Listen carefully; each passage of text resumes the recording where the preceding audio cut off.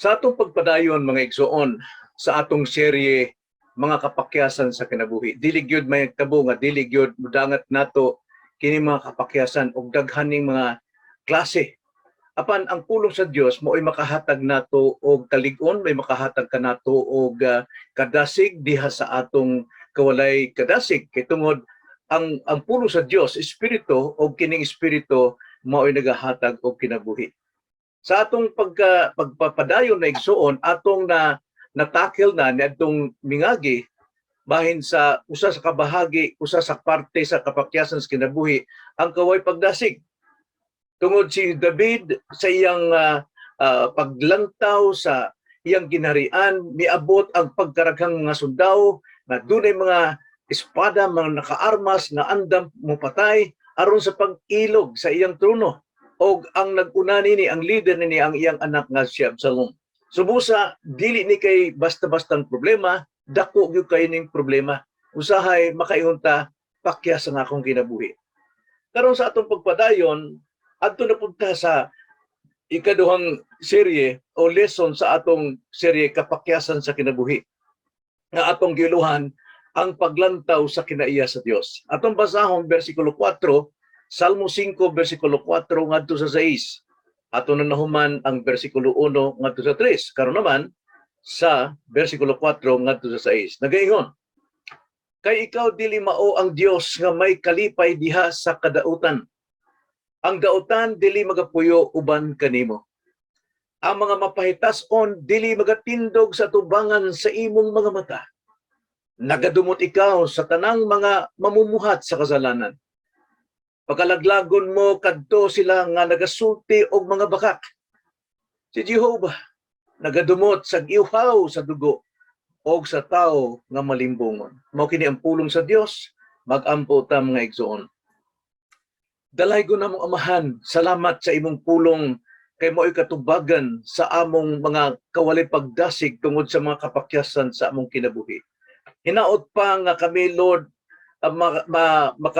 maka-learn, maka-amgo, makatuon diha sa paglantaw sa kupot sa imong pulong nga mo'y imong instrumento, mo'y imong grace, ang imong means of grace aron kami palig-unon sa among mga kinabuhi. Hinaot pa karong higayuna nga bisan pa sa mga kaigsunan karon nagpaminaw, dunay yung mga kawali pagdasig, dunay kapakyasan sa kinabuhi. Kung saon naman namo ulit, Lord, ang imong pulong mo'y among katubagan. Kining among pag-ampo di lamang sa ngalan sa Ginoong Kristo. Amen. So, sa mingagi, usa katubagan sa kawalay kapakyasan o kapakyasan sa kinabuhi mao ang kawalay pagdasig, mao ang pag-ampo.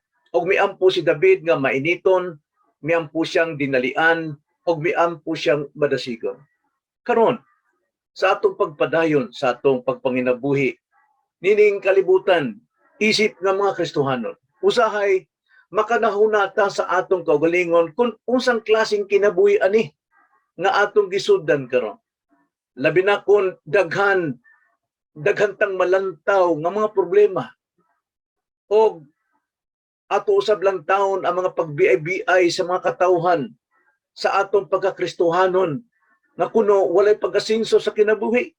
Apan sila o ang uban nga way pagkabana sa atong tinuuhan, sila na nga dato, sila na nga lipay, sila na nambok. Mulabay sila nagkatawa kanato o wala dili gali managad kanato kay tungod sila asinsado na. Unsa may imong buhaton, may igsoon. Kining kahimtanga mausap ang nahitabo kang David sa iyang pagiging hari. Hari siya, gamhanan siya, dato siya, apan wala gyud siya makaikyas sa kapakyasan sa iyang kinabuhi. Mao ni kahimtang ni David sa diha nga ang iyang nalantawan pagkaraghang mga sundao nga nagdala sa ilang mga hinigiban na andam sa pagpatay nga ang ulo ni ini mao ang iyang anak na si Absalom, ang iyang hinigugmang anak sa Absalom nga buot ilugon ang iyang trono. So busa unsa may iyang pagabuhaton? Unsay gibuhat ni David dining kahimtanga na lisod pud og iyang suklan kining iyang anak, magkamatay sila, daghang kinabuhi ang mga wala. Niining kahimtanga, primero nag-ampo gid siya, ikaduha karon gilantaw niya kung kinsa ang Dios. Mao kini ang iyang gipamalandong maigsuon, dili ang pagsukol kay daghang kinabuhi ang mga wagtang, kundili siya milantaw, mitutok ngadto kinaiya sa Dios, kay tungod kini magkapapalig-on sa iyang pagsalig. Tulo ka kinaiya sa Dios, nagpalig-on kang David sa iyang kagulanan, sa iyang kawalay pagdasig. Primero, ang kinaiya sa Dios nga ang Dios walay kalipay sa mga dautan. Ang Dios dili mo puyo kauban sa mga dautan. Ang Dios dili mo tugot sa kahambog sa mga dautan. Mao kini ang nagpalig-on kang David. Tan-aw nato primero maigsuon. Makita nato sa bersikulo 4 nga ang Dios walay kalipay sa mga dautan. Kay ikaw dili mao ang Dios nga may kalipay diha sa kadautan. Ang dautan dili magapuyo uban kanimo. Og kini gihinuktukan og maayo ni David. Og ato sa paghinuktukan kung dunay malantaw nga dakong problema sa atong kinabuhi. Kining pag-atake ni Absalom kauban ang mga taong gimahal ni David. Dako kayo kasakit sa iyang kasing-kasing. Iyang mga gitabangan, iyang gipakaon, gihigugman niya kining iyang mga kauban, mga advisors niya, karong kauban sa pag-ilog sa iyang trono. Busa makaingunta, nganong nahitabo nga ang mga dautan mao'y muhari, nga mga dautan mo'y manambok, mao'y mga dunay kalipay, nga daw wa sila'y mga sakit o ilang mga balatian. Ang ilang mga daotang tinguha mao'y na nagbarog. Apar kung atong basahon, sumala din sa versikulo 4, nagiingon, ikaw dili mao ang Dios nga may kalipay diha sa kadautan. Ang dautan dili magapuyo uban kanimo. Kung sa may buot pasabot ining way kalipay ang Ginoo sa mga dautan, ang buot pasabot siya wala gyud maibog sa ilang pagkaanaa. Wala ang Dios mo maibog sa ilang gahom. Siya walay pabor o malipay kanila sa ilang pagpanambok, pag-uswag sa ilang kinabuhi tungod sa ilang pagkadautan. Maigsuon, maunid angay natong pagabuhaton, maunid hinuktukan ni David. Nga bisan ugod siya nga maoy gidaog-daog karon, naadya siya sa kinagamyang lugar kay gisakop ang iyang ginarian. Apan wala siya magpatulbar na ining iyang nalantawang nga pagkadakong problema, inay iyang gilantaw ang kinaiya sa Dios. Nga ang Dios gayon wala malipay sa ilang binuhatan, wala maibog sa ilang pagkaanaa, walay pabor sa ilang pagkadato. Kundili ang Dios naagyud maglantaw sa iyang mga tao, sa mga taong mapaubsanon, sa mga taong nagsalig diha sa Dios, sa mga taong nagkinabuhi sa espirituhanon.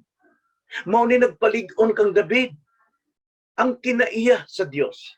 Nga ang Dios gayod, primero, walay kalipay sa dautan. So busa kung walay kalipay ang Dios sa dautan, walang pabor sa Dios diha kanila kundi anaa sa mga gidaog-daog, sa mga taong nagasalig sa Dios.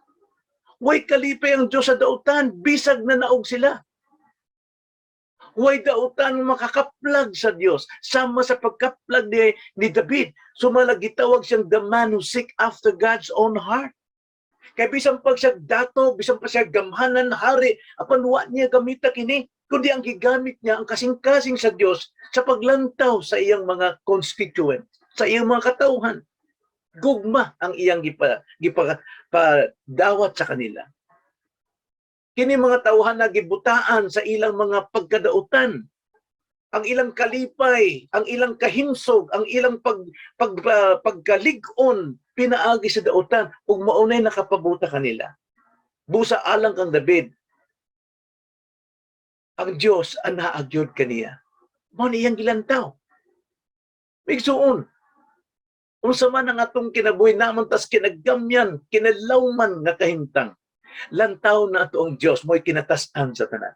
Ang iyang pabor, ang kalipay sa Dios naa sa mga malumo, wala dito sa mga dautan. Ikaduha, atong mabasa sa versikulo 4, ang Dios dili mo puyo kauban sa dautan. Nag-ingon, kay ikaw dili mao ang Dios nga may kalipay diha sa kadautan. Ang dautan dili magapuyo uban kanimo. So busa ang kung dautan dili makauban sa Dios, dili makapuyong kauban sa Dios, labi na ang Dios dili gyud mo puyo kauban sa mga dautan.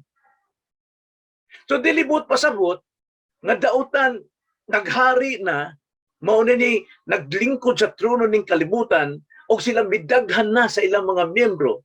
Malipayon sila. Nang giasenso sila.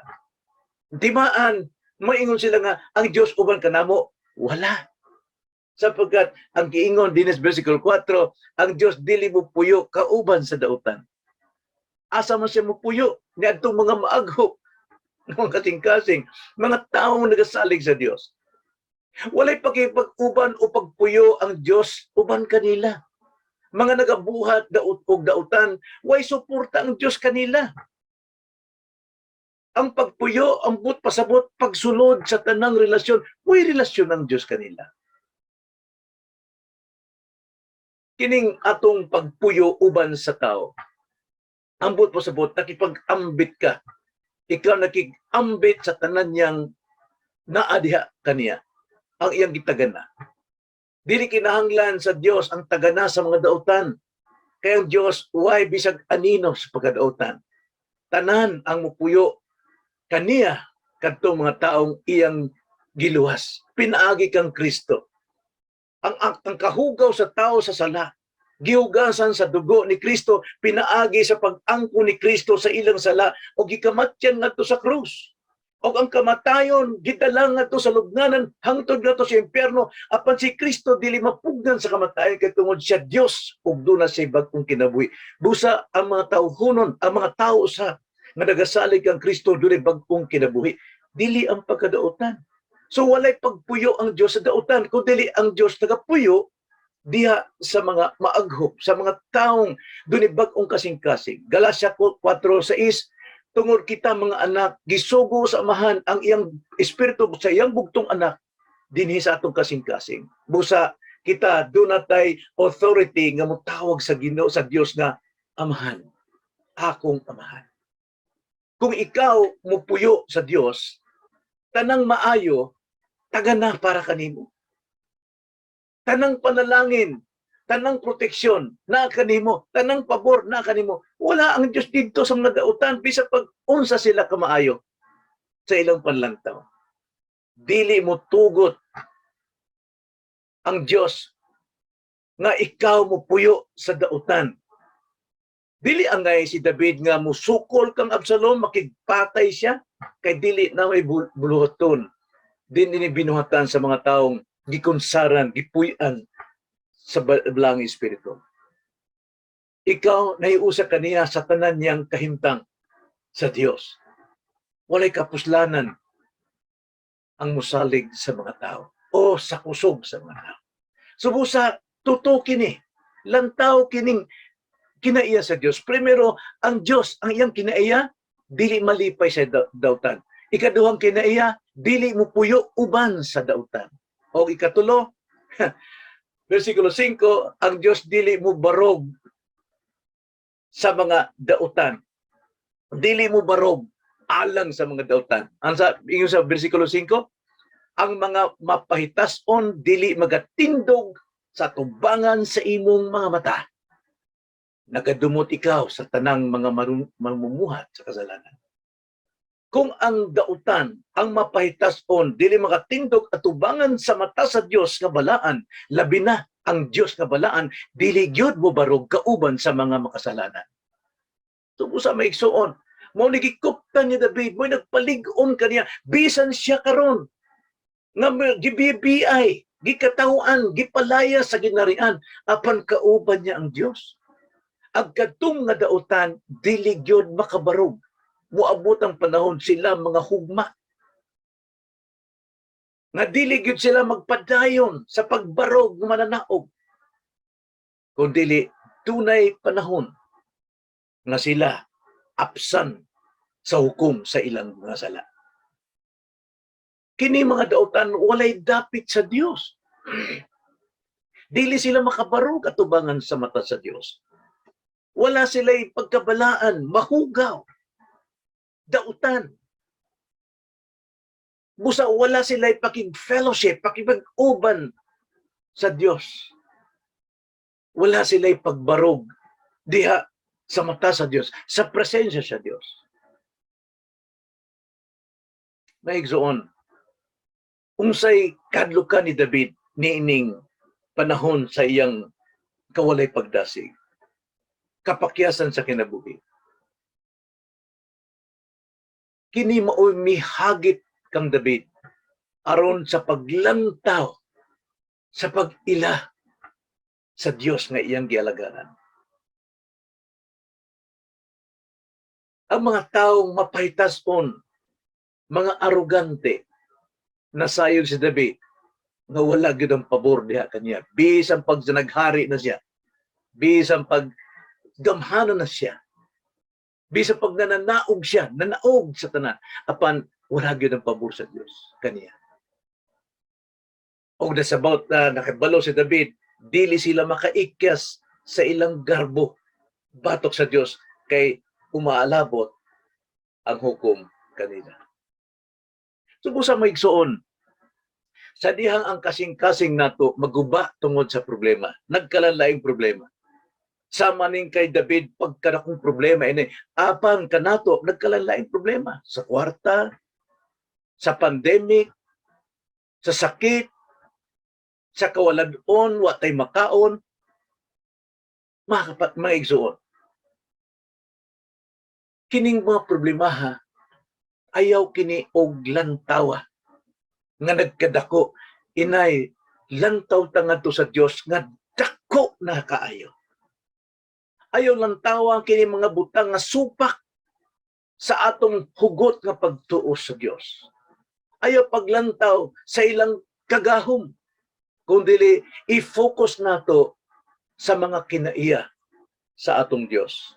Kay kini mo'y naghatag ka natog saad nga dili kanya biyaan, dili kanya pagapasagdan. Unsay man kinaiya sa Dios nga atong angay lantawon sa matag panahon nga doon natay problema? Ang kinaiya sa Dios mo kini, timan ang Dios way kalipay sa dautan, naasay kalipay sa mga maagho, sa mga taong ang kasing-kasing mao ang pagsalig sa Dios. Ikaduha, ang Dios dili makig-uban sa mga dautan. Bisa pag sila garbo, dako na silang pagkatao, bantugan sila, apan wala gayud ang Dios kanila. Inay, ang ilang kaugalingon, mo'y ilang gipagpakit pa ka Dios. O ikatulo, ang Dios dili gyud motugot sa kahambog sa mga dautan nga mo'y mobarog hangtod sa kahangturan, kundi ang mga anak sa Dios may uban sa kinirian sa Dios hangtod sa kahangturan. We are more than conqueror. So, ayaw kahadlok, ayaw kabalaka, ayaw kaguol, lantawa ang kinaiya sa Dios. Ang puta miksoon. Salamat Ginoo nga bisan pa sa kangit-ngit sa among kinabuhi. Daw sama sa kangit-ngit kagabion, apan dunag yoy musibol, mugitib na kahayag sa paglaom. O kanang paggitig kahayag nga tilig yun madaog sa kangit-ngit, mao ang among Dios. Ang iyang mga kinaihan, makapasalig ka namo. Nga Lord, dili gyud ka makipagharong, makipag-uban sa mga hambog, sa mga dautan. Apan, ikaw nagapuyo sa kasing-kasing sa mga taong maagho, sa mga taong gagmay apan nagasalig sa dakong Dios. Salamat Ginoo nining maong assurance sa among kinabuhi. Kining among pag-ampo di lamang sa ngalan sa Ginoong Kristo.